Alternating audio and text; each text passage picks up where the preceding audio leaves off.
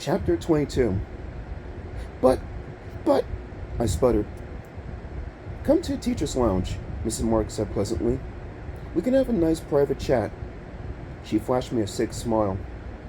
Mom, listen to me, I pleaded. Mrs. Mark's bare feet smacked the floor as she led the way across the hall to the teacher's lounge. Paul, you're drenched, Mom exclaimed.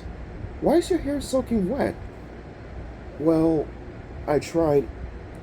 He tried to run away this morning, Mrs. Mark cut in. Both my parents let out startled gasps. Yes, it's true, Mrs. Mark told them, clicking on the light. I told you, he seems very troubled. Both my parents glared at me sternly. We'll have a cup of tea and a snack, Mrs. Mark said sweetly. She leaned toward me and licked her lips. A snack. Always a good way to start the day. Mom and Dad took seats around a wooden table and forced me to join them. Paul has trouble adjusting to new schools, Mom told Mrs. Mark. I felt I had to call you, Mrs. Mark said, pouring out cups of tea. Huh? I cried, jumping up from my seat. You called them? I thought you might want to take Paul home, Mrs. Mark said, handing a steaming cup to each of them. Since he seems to be unhappy here. Yes, I cried, shooting my fist in the air. Yeah, take me home. Take me home. Of course we don't want to take you home, Dad said, frowning at me. We want Paul to stick it out. He has to learn to adjust. We hope you will give him a second chance, Mom said to Mrs. Mark. Please don't send him home. The teacher nodded, her chin folding over the front of her dress. No need to worry, she said sweetly. After our little chat today, I'm sure that all Paul's problems will be over. I shuddered and jumped to my feet. You have to take me home, I shrieked. Paul, sit down, right now, Dad snapped. But she's a monster, I cried, pointing at Mrs. Mark. I'm telling the truth. That's enough, Mom shouted. Why are you acting like such a baby? You've got to believe me, I begged. She's a monster. Look at her feet. Look at them. Dad shook his head. Mom blushed. I'm so sorry, Dad told Mrs. Mark.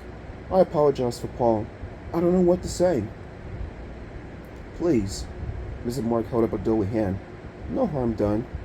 I know the kids make fun of my feet. They're very swollen. She stepped back. Her feet made wet smacking sounds. She gazed down at them, shaking her enormous head sadly. It's my glands, the monster murmured. The doctors say they've never seen such a bad case. I'm taking medicine for it. Mom tisk-tissed. Mrs. Mark picked a piece of lint off of one of her curled black claws. I can't squeeze my swollen feet into shoes, Mrs. Mark continued sadly. I'm very embarrassed about it. You shouldn't be embarrassed, Mom told her. She turned to me. Paul should be embarrassed for being so rude. You don't understand, I started.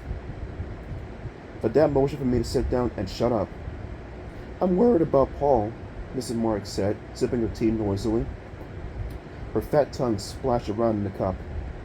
It's very dangerous to try to run away. He won't run away again, Dad said. I promise you that. But, I struggled desperately to tell them the truth, but Mom and Dad kept pushing me up.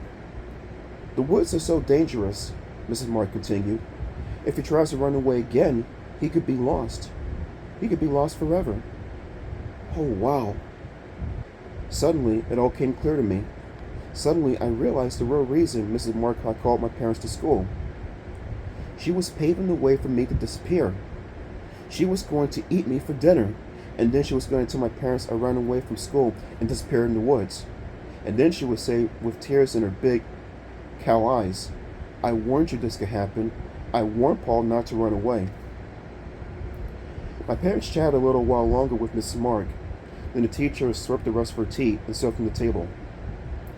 It's been a pleasure meeting you, Mrs. Mark brought up with that phony sweet smile. I really must start class. Thank you for talking with us, Dad replied, shaking her fat hand. We know that Paul will try harder from now on, Mom said, her eyes trained on me. Paul, I hope you got the message here today. Mrs. Marks said, grinning an ugly grin at me. You know what? She leaned close to me.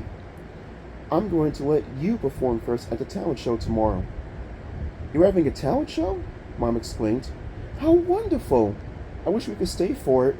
What a wonderful school. Mrs. Marks said goodbye again and humbled out the door. As soon as she was gone, I jumped up and turned to my parents. How could you believe her? I shrieked. How could you believe her and not me? She seems like a very nice person, Mom replied. Paul, what exactly is your problem? Dad demanded. She's a monster, I shrieked. A monster. Dad scratched his head. She is a little strange looking, he admitted. He frowned at me. But we brought you up to never judge people by their looks, remember? Beauty is only skin deep, Mom added. They started to the door. I grabbed Dad's sleeve. But she's going to eat me, I screamed. Don't you understand? She's going to eat me alive. Mom and Dad both laughed. Tell her to use plenty of ketchup, Dad said. Tell her to save the wishbone for me, Mom joked. Jokes? We were at the front door. They hugged me. They told me to stop making up dumb stories. They told me to be a good student. They hugged me again. And then they were gone. They were my last chance, and they were gone. I stood there, staring at the front door until it became a dark blur. What do I do now? I asked myself. What do you do after your last chance is gone? Is there any way I can save myself? A hard tap on my shoulder made me scream. I jumped and spun around, my heart pounding. Marv! His tiny eyes flashing his round, mole-like face. He grinned and held a red and yellow package. Would you like some cookies? He asked.